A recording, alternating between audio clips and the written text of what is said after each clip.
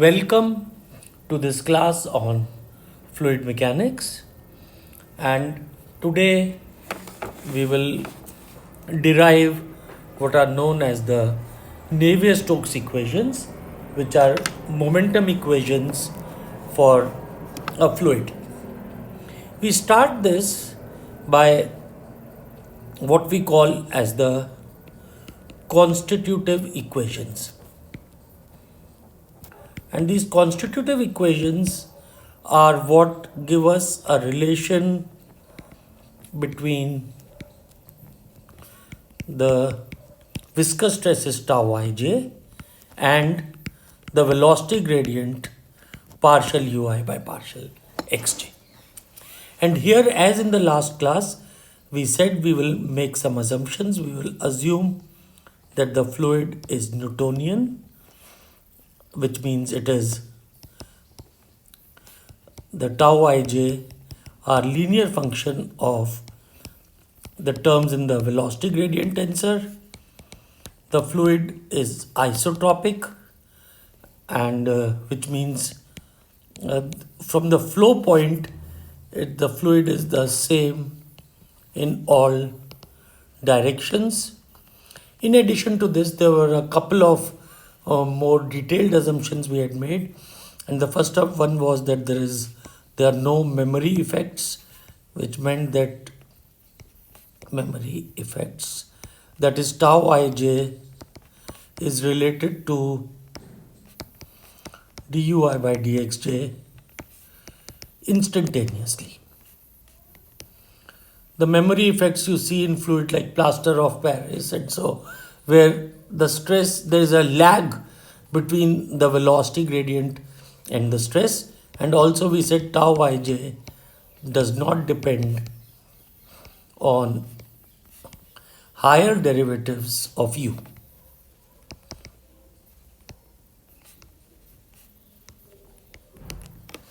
So that means like second derivative or the third derivative. With all these assumptions, let's try to see how we work. Now, when I say tau ij is a linear function of partial ui by partial xj. Actually, if you expand this, partial ui by partial xj has a total of 9 terms, and tau ij also has 9 terms. So when we say in a vector form, it looks like a simple function. Tau ij is a linear function of partial ui by partial xj. But if I now start expanding this, what this will mean is, if I'm writing tau 11, this will be equal to a1 times partial u1 by partial x1 plus a2 times partial u1 by partial x2 plus a3 times partial u1 by partial x3 plus a4 times partial u2 by partial x1. I'm going to write one of these in the full form, plus a5 times partial u2 by partial x2 plus a6 times partial u2 by partial x3 plus a7 times partial u3 by partial x1 plus a8 times partial u3 by partial x2 plus a9 times partial u3 by partial x3. So there are 9 constants in this equation, a1 to a9, which are unknown. Similarly, I can write for tau 12, tau 13. Each of them is going to give me 9 constant, let's say b1 to b9, c1 to c9.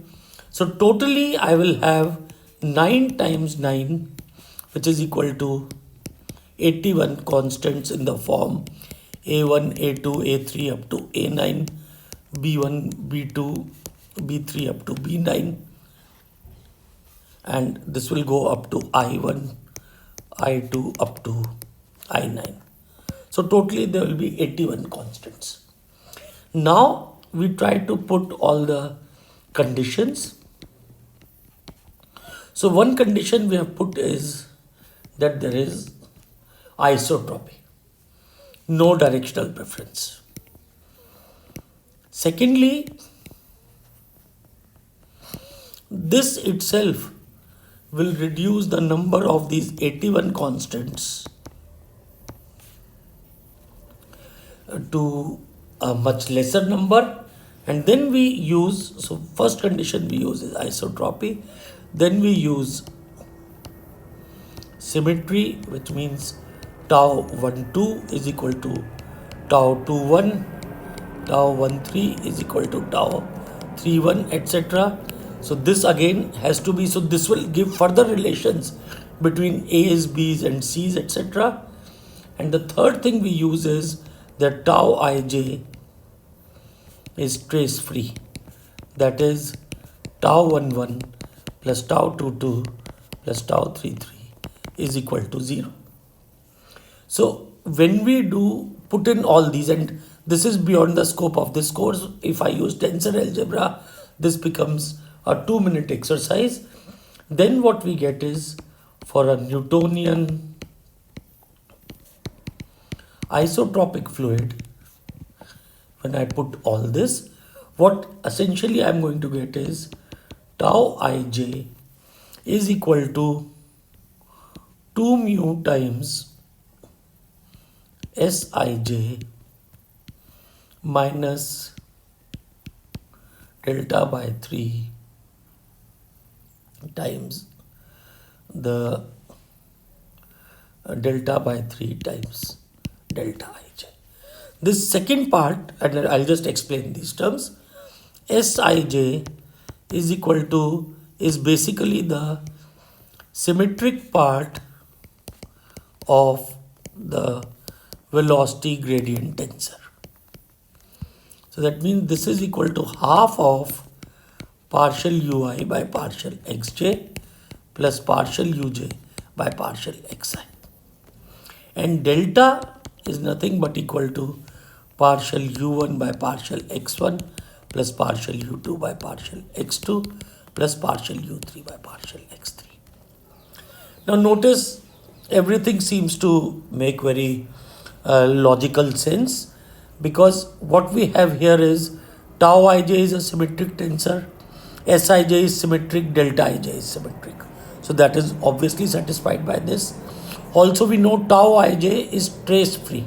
That means tau 11 plus tau 22 plus tau 33 is 0, and you realize that this part is needed to make tau ij trace free. So that is how one writes this, and this is the constitutive relation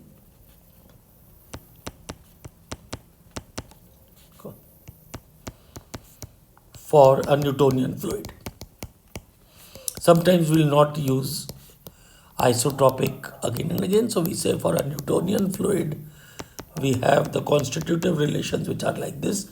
That means tau ij is equal to mu times partial ui by partial xj plus partial uj by partial xi.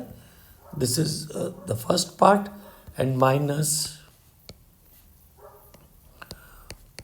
2 delta by 3 times mu times delta ij. So this is what we will get. So now when we write it like this, so this is what are the relation between the shear stress and the velocity gradients. And I can expand this now. Let us see, if I write sigma xx, this will now become minus p plus 2 mu times partial u by partial x minus 2 by 3 mu times del dot v.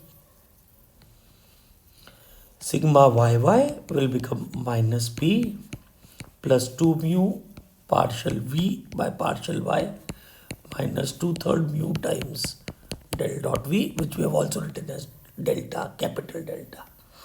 And sigma zz is equal to minus p plus 2 mu times partial w by partial z minus 2/3 mu times del dot v. So this is what we will get in the diagonal terms, and the off diagonal terms will not contain delta ij term.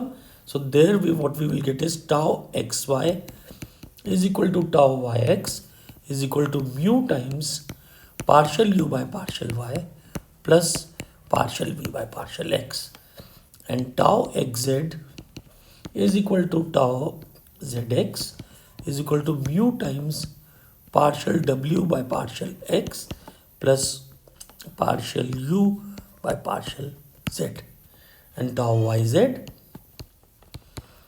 is equal to tau zy, and this will be equal to mu times partial u by partial, sorry, it will be partial v by partial z plus partial w by partial y. So this is what we will get, and sometimes we will also use, instead of u which we have used the velocity vector, we will use both these symbols u or v. With u we call it ui plus vj plus wk. With velocity vector v we may write vxi plus vyj plus vzk. So now the next step is we feed the constitutive equations in Cauchy's equation. So of course there minus p term was already there, so we just have to, so our Cauchy's equation was rho times partial v by partial t plus v dot grad times v is equal to minus grad p plus rho g plus divergence of tau ij. So now what we do is we feed these in this. So now if I expand this, let's look at the x component of the equation. So x component will become rho times partial vx by partial t plus vx partial vx by partial x plus vy partial vx by partial y plus vz partial vx by partial z. This is the left side. On the right side, minus grad p becomes minus partial p by partial x plus rho times the x component of the body force, and then we will get plus now del dot tau ij, the x component becomes partial by partial x of tau xx plus partial by partial y of tau yx plus partial by partial z of tau zx. Now we feed in with, and we also put the condition. So now we are adding some extra condition. We assume that mu is constant and rho is constant, and if rho is constant, then the continuity equation will give us del dot v is equal to 0, and this we have also referred to as the sign delta.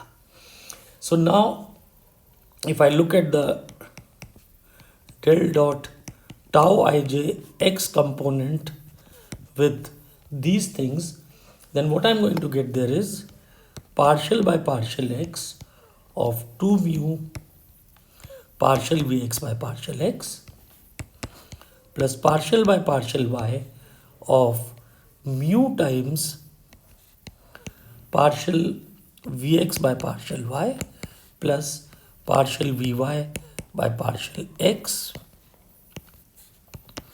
plus partial by partial z of mu times, then I'm going to put partial vx by partial z plus partial vz by partial x. So these are the terms which I get for the x component of tau ij, And these are following when I put in these terms, tau xy, tau tau yx, sorry, tau yx, tau zx, and tau xx will be this part 2 mu du by dx, and the second part will be 0. So when we put this in here, what we are, let's now expand this. So this becomes 2 mu d2 vx by dx square plus we, now since mu is constant we pull it out, so we get d2 vx by dy square plus, so I'm taking mu outside, plus d2 vy by dx dy plus d2 vx by dz square plus d2 vz by dx dz. And this we can write it as mu times d2 vx by dx square plus d2 vx by dy square plus d2 vx by dz square. So I'm combining 1, 2, 3 of these terms together, and then I put plus mu times, then I put d2 vx by dx square plus d2 vy by dx dy plus d2 vz by dx dz. Now why have I clubbed these second terms together? These terms become plus mu times, if I take a d by dx outside, then what I'm going to get is partial vx by partial x plus partial vy by partial y plus partial vz by partial z. And this is nothing but del dot v, which is equal to 0. So in incompressible flows, the second part becomes 0, and what we are left with, that we get in del dot tau ij, the x component becomes mu times d2 vx by dx square plus d2 vx by dy square plus d2 vx by dz square. And similarly, the y component and the z component will give us things with vx replaced by vy.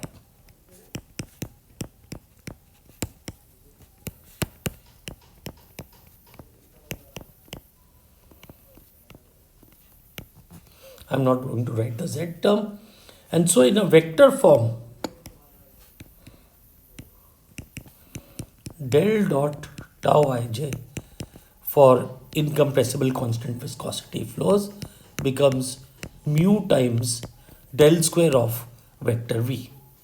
And we can write the equations in the form rho times partial v by partial t plus v dot grad operating on v is equal to minus grad p plus rho g plus mu times del square v.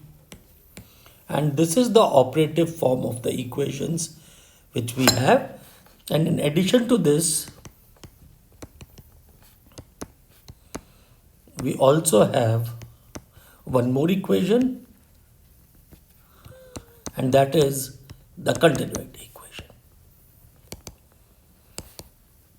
And together this becomes this set of continuity plus momentum equations. They become the governing equations for fluid flow. And these equations, these are known as the Navier Stokes equations. Actually, the only two names, Navier and Stokes, they were among the first people who derived these. And so the equations are called as the Navier Stokes equations, but there were also Saint Venant and Cauchy also got some form of these equations, but we do not remember them with their names. The name is only given to Navier and Stokes, and they are called the Navier Stokes equations. Now let us look at these Navier Stokes equations in detail. The Navier Stokes equations, what are the dependent variables? The dependent variables which we are solving for are the velocity vector v and the pressure p. Remember, pressure now is in a moving fluid is nothing but the isotopic part of the stress tensor. So v and p, these are the dependent variables, and if we count them as scalar, then they are vx, vy, vz and p. So there are 4 scalar variables which are dependent. And the number of independent variables can be anything, and in this we see the number of independent variables is again 4, and these are the position coordinates x, y, z and time t. So we have 4 scalar equations. Now which are the 4 scalar equations? One equation is continuity equation, and then there are 3 components of the Navier Stokes equations, which we will now refer to as NS equations. So let me this place itself in brackets, write NS. So there are 3 components of Navier Stokes and 1 continuity. So together we have 4 equations and 4 dependent variables. So this is a set of, in terms of equation, this is a consistent set of equations. Sometimes you may have one equation and 2 variables, that is called an inconsistent set, or you may have 2 equations and 1 variable, then it is an over-constrained set of equations. But here the number of dependent variables is matching the number of equations. So therefore this is 4 dependent variables, 4 equations. So this is a consistent set of equations. Now let us try to enlist some of the properties of the Navier Stokes equations. Firstly, you realize that Navier Stokes equations are partial differential equations. Not only are they differential equations, but they are PDEs. Why are they PDEs? Because the independent variables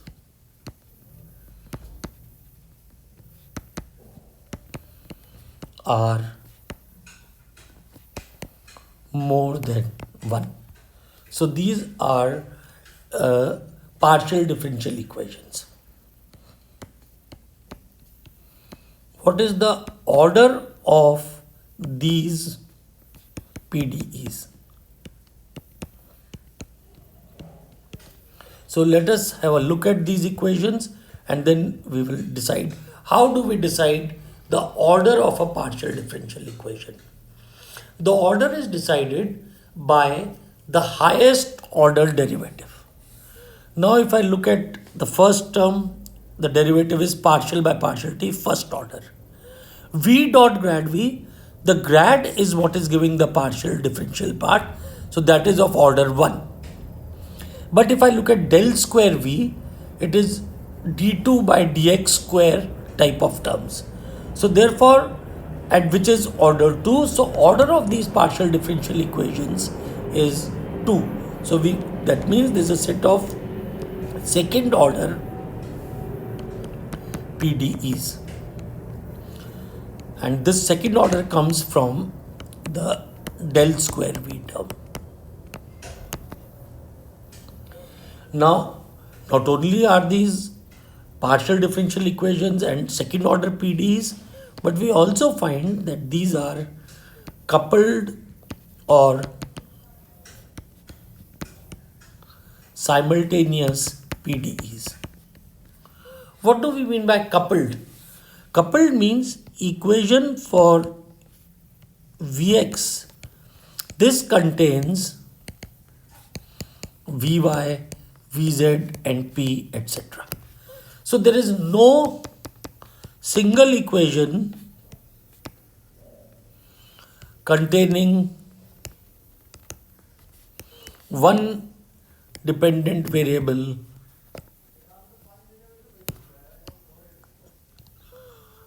alone. They always occur as many terms together. So therefore, and as we know, simultaneous equations are more difficult to solve than simple equations. So for example, if you have 2x is equal to 10, or you have x plus y is equal to 5 and 3x minus y is equal to 10, equations like that are what are called simultaneous equations, and obviously the simultaneous equations are more difficult to solve. Then we also notice in this equation that there is no direct equation for pressure.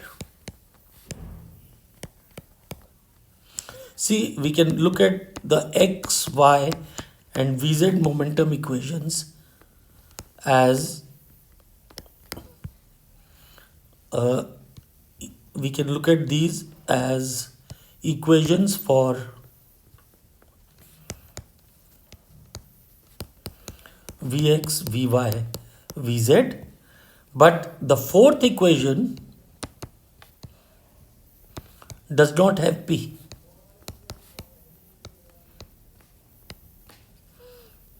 The fourth equation does not have pressure. The fourth equation is del dot V is equal to 0, which is partial Vx by partial x plus partial Vy by partial y plus partial Vz by partial z is equal to 0. So this is the fourth equation, and we do not have a direct equation for pressure. That means, in some sense, what you have to say is the pressure field in x, y, z equations in the correct solution has to be such that the continuity equation is satisfied. Well, there is one way of circumventing this. We can find a direct equation for pressure by, we have gradient of P here. So if we take a divergence of these equations, del dot, because we know divergence of velocities will be 0. So if I take a del dot of this Navier Stokes equation, the first term will become 0, the second term will stay, this term will become del square P, the gravity term, if the body force is constant, it will become 0, and the last term will become 0, and that will give us an equation for del square P. So sometimes we do this, but this I will leave for a later stage. So this is either one way of looking at this, or can get a direct equation for pressure by taking divergence of the momentum equation. And because we have used the continuity equation after taking the divergence of momentum equation, we will get an equation for del square P is equal to something, and this equation is called the Poisson equation for pressure. So this can be obtained if it is needed. But now let me come to the most, so we have gone up to D, the most sort of thing, most feature, I'll rephrase my words. Get to the we'll get to the feature which makes these equations most difficult to solve.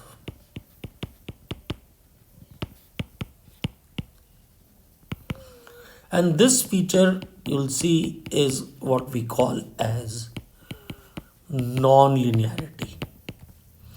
The equations are non-linear. Now, what do we mean by linear equations or non-linear equations? If the dependent variable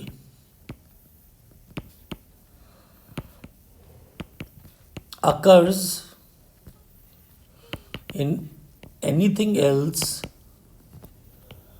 but a power of 1, then the equation is non-linear. And if there are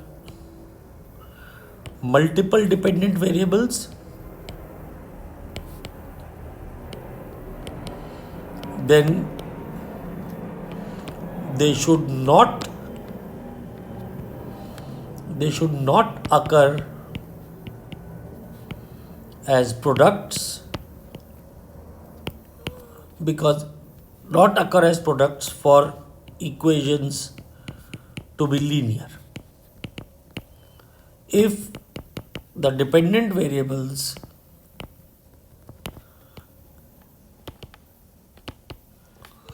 occur as products, then the equations are non-linear. Now let us try to look at our equation. Our equation was rho times partial v by partial t plus v dot grad on v minus grad p plus rho g plus mu times del square v. Now if I am telling you these equations are non-linear, which term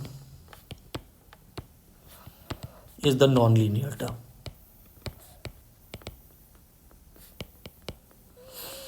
So let us look at our dependent variables. The dependent variables are v and p. Now partial v by partial t, this is a linear term. Why? Because it's single derivative. Gradient of p, again this is a linear term. Rho g is not relevant because we do not have, it is a term which is known, we are not solving for this. Now del square v, here again what we look is, this is also a linear term because v occurs as power 1. There is a square, but that is with the independent variables d2 by dx square. Velocity is occurring as power 1.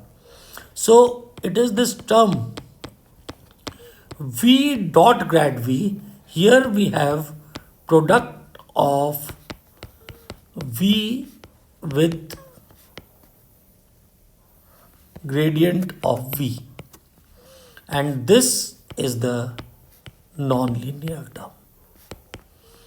And in different equation, for example in the x equation, this shows itself as vx partial vx by partial x plus vy partial vx by partial y plus vz partial vx by partial z.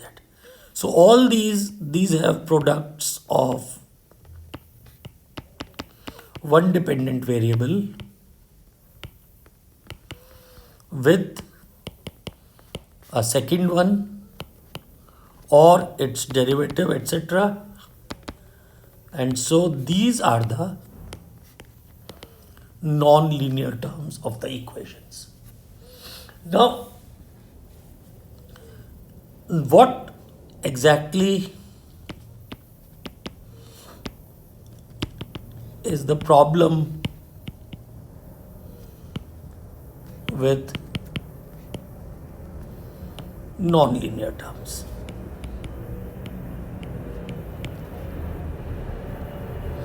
Well, firstly, non-linear terms have, or non-linear equations containing non-linear terms have multiple solutions. And as a simple example, if I look at an equation x is equal to 5, this has only one solution. So I look at a second algebraic equation, x square is equal to 5. This will have two solutions, x is equal to plus square root of 5 and x is equal to minus square root of 5. That means in a nonlinear equation you can have many solutions which are there. The second thing which happens is what we call as superposition of solutions. If I have a linear differential equation, I have linear differential equation 1. So I have an equation with boundary condition 1. And I have the same equation with boundary condition 2. Let the solution of this first equation be phi1 and let the solution of the second equation be phi2. So it's the same equation, but because the boundary conditions are different, we will get a different solution. For first case we get phi1, for second case we get phi2. Now in case of a linear equation, if the boundary conditions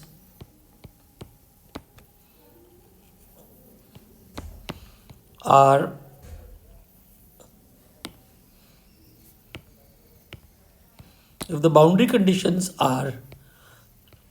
a times the boundary condition at 1 plus b times the boundary condition at 2, where a and b are constants, then a times phi1 plus b times phi2 is also a solution of the differential equation. So we can solve one equation with one boundary condition. We can solve the same equation with the second boundary condition. And if we add the two boundary conditions, then the two added up solutions will give me the solution with the two boundary conditions put together. And this happens only for linear equations. For nonlinear equations, this will not happen.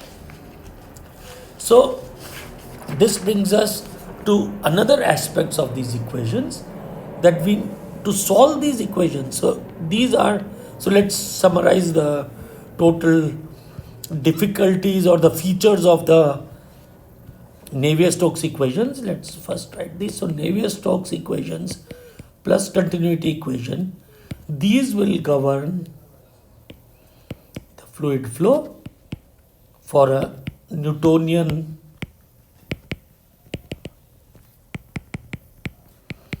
isotopic fluid. So these are the governing equations for the fluid flow, and in this equations what we saw was these are a set of second order coupled nonlinear PDEs with 4 dependent variables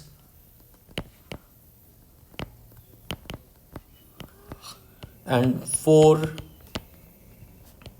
independent variables. Did I miss out anything? So we have put in everything. This is set of So we put second order coupled nonlinear PDEs, and this is the set. And now to solve the equations, what we need are boundary conditions and initial conditions. And this comes with any differential equation. Boundary conditions, we say when the problem is a function of space, and initial condition we say when the problem is a function of time. And what do we mean by boundary condition? That means that in the flow, at some point or region, velocity in this region has to be specified as a function, and this velocity either will be same at all times or has to be specified in general as a function of time. Of course, this being constant is a special case of these being a function of time. So at some location, which you can call as the boundary, value of the dependent variable, in fact I should also include pressure, has to be specified. And because these are also, so these are called the boundary conditions. We also know that these are differential equation in time, because we have the d by dt term. So we have to specify what is called the initial condition, which means that the dependent variables at all x, y, z